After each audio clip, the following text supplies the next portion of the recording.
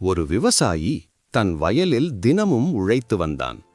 ஒரு நாள் அவன் நிலத்தை தோண்டிக் கொண்டிருந்தபோது ஒரு பழைய பெட்டி கிடைத்தது. அதை திறந்தபோது அதில் பழமையான நாணயங்கள் இருந்தன. அவன் அதைக் கண்டு மகிழ்ச்சி அடைந்தான். இது என் வாழ்க்கையை மாற்றும் என்று நினைத்தான். அவன் அந்த பெட்டியை வீட்டிற்கு எடுத்துச் செல்ல முடிவு செய்தான்.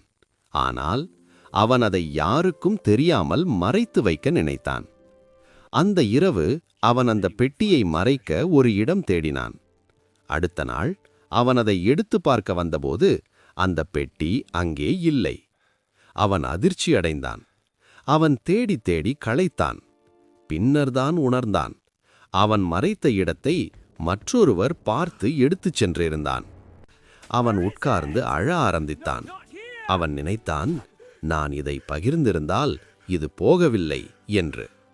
பேராசை அதிகமானால் கிடைத்ததும் கைவிடும்.